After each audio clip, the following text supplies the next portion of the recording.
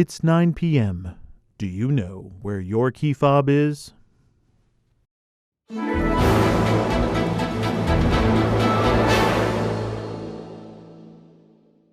there, Nate Benson here. Tonight is a special edition of On the Agenda. Joe on your side, with the help of our sister station KUSA in Denver, has been reviewing data that shows hundreds of flights chartered by ICE coming in and out of the Buffalo-Niagara International Airport over the last year.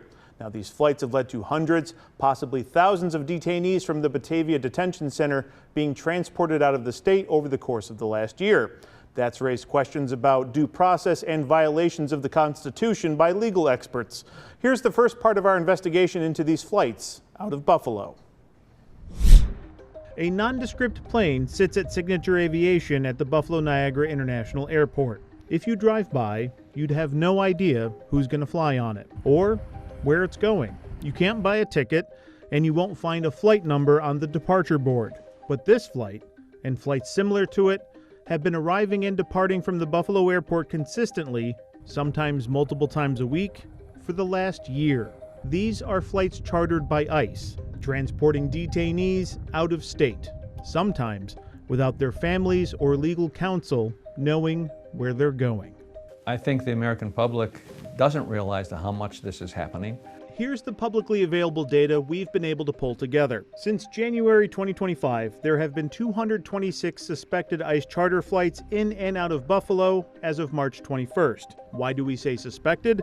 We know from flight records that these are chartered planes, and several of the companies associated with these planes have been awarded transportation contracts with ICE. The one consistent aspect of the data, every single flight leaves Buffalo and flies to a location with a larger ICE detention center. The most common out of Buffalo, Louisiana, Texas, Michigan, and Pennsylvania. Flights peaked in September 2025, with 59 coming in and out of Buffalo that month alone. Congress dramatically expanded funding for these operations last year with the One Big Beautiful Bill, providing nearly $30 billion for ICE enforcement, including transportation and removal operations. As far as detained representation, it's exploded. We've had nonstop calls, day and night. Matthew Borowski is an immigration attorney with Borowski Whitmer. I've had over 300 clients in the last roughly 6 or 7 months. And the frequency of flights has led to scenarios that speak to the very core of the Constitution, due process. I've literally sent one of our staff members or another attorney out to Batavia to go and collect a signature from a client, only to find out when we arrived there that earlier that day they were flown out to a different facility. If you've got a client who's in Batavia, are you getting any notice that they have been transferred out of here? We get no notice before the fact. Borowski says if someone is picked up by ICE in Buffalo, they'll be transported to Batavia the same day. But in recent months, he's seen a trend where they could then be moved out of Batavia within 48 hours or less in some instances. Sometimes before a detainee can contact a lawyer, or if they have contacted a lawyer, they might be transported out of state before that attorney can file a habeas corpus petition on their behalf. The Due Process Clause of the Constitution protects everyone who's in the United States, not just U.S. citizens. So before you can deport someone, you have to make sure that you follow the due process of law by giving them the opportunity for a hearing. Stephen Yale Lair is a retired law professor from Cornell, where he spent more than 40 years teaching and practicing immigration law. He also ran the asylum clinic at Cornell and wrote a 22-volume immigration law treatise, which has been cited in more than 450 federal court decisions across the country, including the Supreme Court. The only way they can try to get out from immigration detention is through this habeas corpus action filed in federal court. And he says the quick transfer of detainees out of Buffalo through these chartered flights creates a layer of confusion. If lawyers don't know their clients are being flown out or where they're going, they can't file the appropriate petitions in federal court. Everyone has a due process right, and if you send someone to a detention center for what essentially is a civil violation without giving them the right to a hearing, that violates the Constitution. We have had situations where by the time we've been hired to file a petition for somebody, they've already been moved to a different district, and we can't get jurisdiction here if they're already in a different state. There could be a few reasons why detainees are being moved so quickly. According to data published by ICE in February, their population snapshot was 745 detainees. The facility is only rated for 650 at a given time, so bed space could be an issue. Another reason, legal experts we spoke to note that detention facilities out of state fall under different federal circuits, one where court rulings have been more favorable to federal immigration enforcement. Other data published by ICE themselves paints a picture of who's actually being detained in Western New York. As of February, 83% of detainees in Batavia have no criminal record, and 80% of them have been designated as a non-threat. Professor Yale Lair notes that immigration enforcement is a civil matter, not a criminal one, meaning those detained have not necessarily committed any crime. And just as you or I would not be sent to jail for a speeding violation, so too they should not be detained for many months on end or deported quickly. And the speed at which detainees have been transported out of Buffalo, it's taking a huge toll. We have children without mothers. We've got families without breadwinners. We've got people that have been here for decades.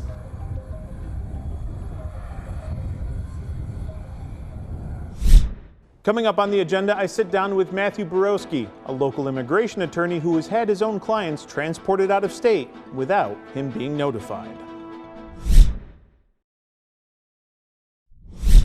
Walk me through what happens when a client of yours gets detained. What's the first call you get? How quickly are you racing to do something, and what is it you're racing to do? Well, it's very variable.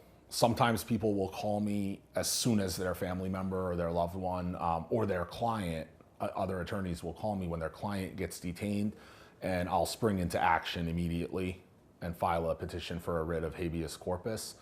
Other times they've been detained for weeks before they are able to find legal counsel and reach out to the right people like us. Because this is not a criminal charge that a lot of these people are being with, you don't get your Miranda rights like you see on TV or movies. You don't get your phone call within the first few minutes, right? Yeah, I mean, it's highly variable depending on which agency is actually the one arresting the non-citizen. Sometimes they'll get a phone call right away. Sometimes they won't be given access to a phone for hours or even days. So it's very variable. When did you first notice some of your clients possibly being transferred either in-state, out-of-state, and wind up on one of these chartered flights out of Buffalo Niagara Airport? We started seeing a huge increase in that maybe 6 to 8 months ago. And it's been sporadic. We've had large numbers transferred out. We've had time frames when only small numbers have been transferred out. Did it seem like there was a clear shift, prior to 6 to 8 months ago, like you said? Was it common to have some of your clients who were detained transferred out of state? Before the current administration started implementing a lot of its new priorities, it wasn't very common to have people transferred out from the Batavia facility to other facilities. Generally, that would only happen once it was time for them to actually be deported from the country. How much notice are you getting? If you've got a client who's in Batavia, are you getting any notice that they have been transferred out of here? We get no notice before the fact. What's that mean for due process if someone who's detained isn't able to get a hold of their lawyer? I've literally sent one of our staff members or another attorney out to Batavia to go and collect a signature from a client, only to find out when we arrived there that earlier that day they were flown out to a different facility. So you're under the presumption your clients at Batavia, they had been at Batavia, something as simple as just they need to sign a form, they're now no longer there? I have a client that was taken to Bunker Hill, Indiana, and we need a form signed and notarized by him. And now we're struggling to figure out how to make that happen. Do you know if they're even still at Bunker Hill? According to the ICE detainee locator, they are in Indiana. But who knows, right? It's not always updated. So you can kind of walk me through the habeas corpus process. There is some time, if I understand correctly, what again, I'm not a lawyer. Is it like 24 hours you have after someone's detained to be able to file something like that? No, you can file it at any time if you are being held in custody. Okay. Has this policy of moving detainees led you to having either legally or procedurally just too late to be able to do something? Well, we have had situations where by the time we've been hired to file a petition for somebody, they've already been moved to a different district. And we can't get jurisdiction here if they're already in a different state. How many of your clients have been transferred out of here? I don't have an exact count, but it's a substantial number of them. I mean, unless I get a stay of removal in place, which 2 of the 4 federal judges in the Western District of New York will routinely grant once I file a petition, a lot more people would have been moved out. But for the existence of the injunction on them being moved, I would probably see a lot more of that. But once I file the petition, assuming that it goes to one of the 2 judges, Judge Villardo or Judge Wolford, who are routinely granting those injunctions, then my clients are being kept in Batavia. They're not being moved. If I get the other judges, then quite often they are moved out of the jurisdiction.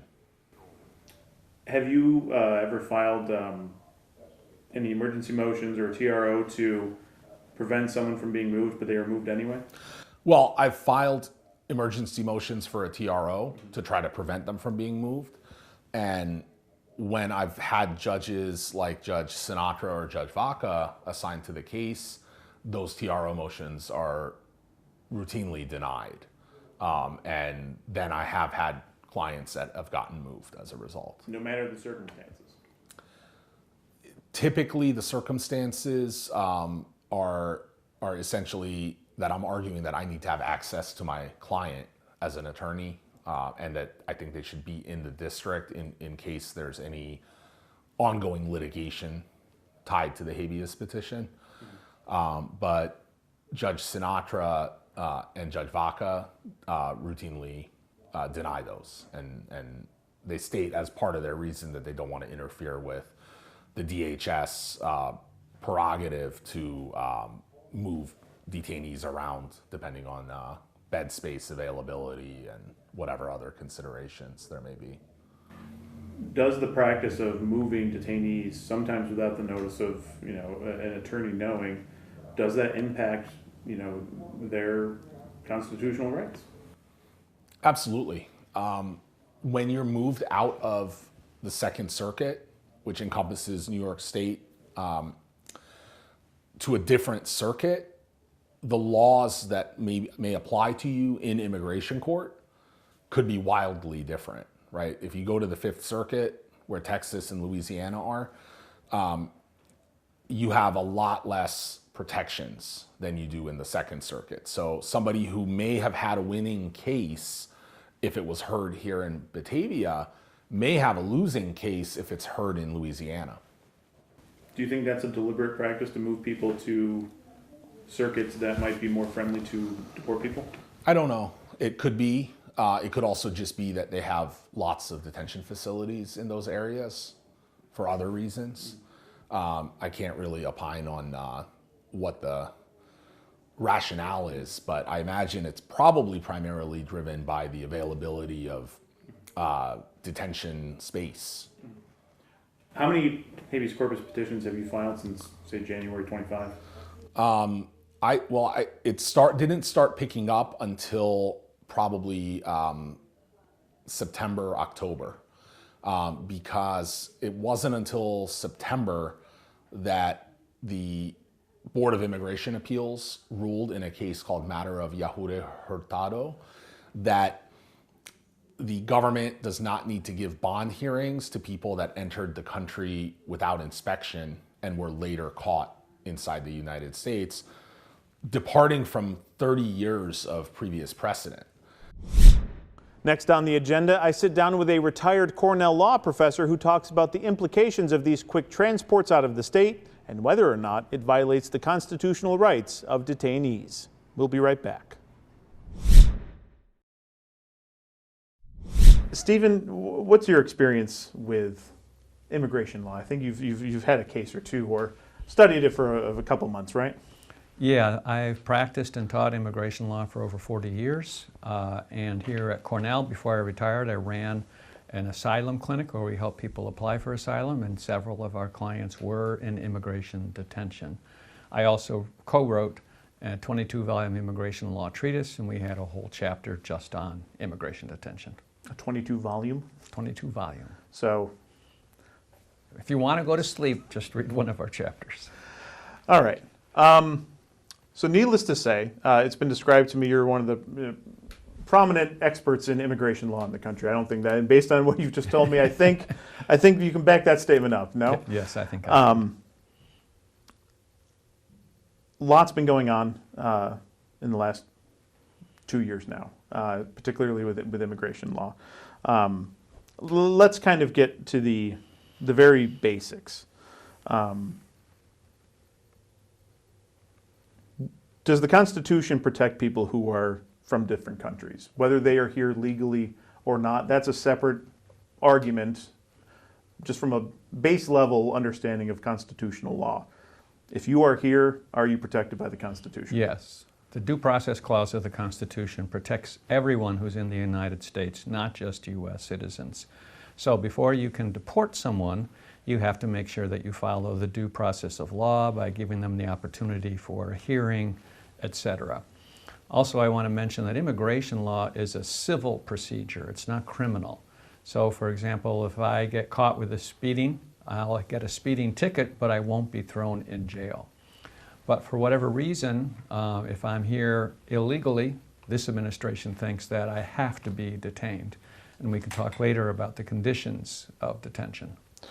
That seems to be a very distinct policy shift with the current administration compared to others. Yes. It's my understanding, if you were not here legally and you happen to be driving or you committed a misdemeanor or whatever, you would kind of get put into the system, so to speak. And while the immigration system played out, you were still allowed to be here, you weren't detained, you weren't locked up, you weren't sent away, you weren't sent back home. They allowed the process to do what the process is designed to do. Is that accurate? That's correct. There are estimated 10 million people here in the United States without authorization. There's no way, even with increased funding, that you can find every single person and detain them. So past administrations have focused their detention efforts on those individuals who have committed crimes, serious crimes, and those have been detained. And those people who had not committed any crimes were put into the immigration court system, and we have over 3.3 million cases in our immigration court system. But generally, you were not detained while you were waiting for your hearing before an immigration judge. As we've seen more detentions play out over the last 2 years, can the court system and the legal system keep up with the sheer number of detentions that are happening? Not really. This administration has increased detentions. They were about 48,000 a year under the Biden administration. They're now at over 70,000 people being detained each day in our immigration system, and the Trump administration hopes to increase that. We only have about 700 immigration judges, and so if you do the math, there aren't enough immigration judges to be able to process every person in a timely manner. Many people are having to wait 3-4 years before they get their day in immigration court. From the legal process, let's say if I'm here legally, I get picked up, what is the process, if I get detained, for my attorneys to try to get me out? Is it a habeas corpus petition? What's the process? There's sort of 2 steps to that. If you are detained in the past, you could apply to an immigration judge to go out on bond. So if you posted, say, $10,000 and the judge agreed, you'd be able to be released. This administration has made it very difficult for people to post bond. So that only leaves the second alternative, and that is to find an attorney to file what's known as a habeas corpus petition in federal court. Habeas corpus is a Latin term, means literally hand over the body. It's enshrined in our Constitution. Traditionally, it's not had to be used very much, but this administration has made it really the only way that people can try to get out of immigration detention. 18,000 habeas corpus petitions have been filed in federal court since the start of the Trump administration. That's 3 times the number of past administrations. And that roughly plays out to the increased volume compared to the Biden administration in terms of who have been detained, roughly, right? I mean, Absolutely. And the problem with habeas corpus is you have to have an attorney. Not everybody can find an attorney or can afford one, and you have to be in the United States. If the immigration system can deport you to your home country, then a habeas corpus petition doesn't do you any good. Why have we seen such a dramatic uptick, since maybe May of 2025 in terms of those habeas corpus petitions being filed? Because of the fact that the Trump administration is really focused on mass deportation. That was one of the campaign slogans of Trump, and he wants to follow through on that campaign promise by trying to deport as many people as possible. Congress, in its One Big Beautiful Bill Act last summer, gave the immigration detention system over $14 billion to be able to hold people. And so the immigration agency has been able to hire more agents, build more detention centers, and that has allowed more people than ever before to be detained. Is a habeas corpus petition kind of the last best option for people being sent around the country right now? Because we're seeing a lot of movement of people very quickly, whereas someone in Buffalo, for example, might have dealt with the immigration judge there. They're being sent to Louisiana, Texas, other places that we might not know about right now. Absolutely. Because people can't get out on bond as easily, the only way they can try to get out from immigration detention is through this habeas corpus action filed in federal court. That's overwhelming the federal judges. They have started to complain that because there are so many habeas corpus petitions filed, they can't get to their regular civil and criminal docket. If I was detained today, was able to get a phone call out to my family to say, get a lawyer and figure this out, how much time would I have traditionally to maybe get that habeas corpus in front of a judge? You really have to do it within 24 hours because you might be deported by the time 24 hours is up. The other thing that makes habeas corpus more challenging is you have to file the habeas corpus petition in the federal court where the person is detained. So I may have an immigration lawyer in my home jurisdiction, but if I'm flown down to Texas, I need to have my family or whoever find a habeas attorney in Texas to be able to file this. And that's very hard to do in a short amount of time. The quick movement of them, sometimes it's happening within 24, 48, 72 hours. Do you think this is a deliberate measure to try to stifle the legal process? Partly. There are several factors that account for why people are being moved so rapidly and so many different locations. One is that now Immigration and Customs Enforcement has more money thanks to Congress, and so they can afford to fly people more to different destinations than they used to before. Second is that the largest detention centers are down south. So if you're up north, your detention center may be overwhelmed, overcrowded, and therefore they can fly you down to another detention center, whether it's a warehouse or some existing detention center. But the third is partly legal. The fact that the case law, meaning that you can detain people indefinitely, is more favorable in federal areas like Texas and Louisiana than they are up north. So for all those reasons, people are being flown south to these various detention centers and in many times being deported very quickly out of the United States. 2 on Your Side reached out to a local spokesperson for ICE regarding this story. As of this broadcast, we still have not received a response. Our full investigation is posted right now on WGRZ.com. Thanks again for watching. I'm Nate Benson. We'll see you at the next one.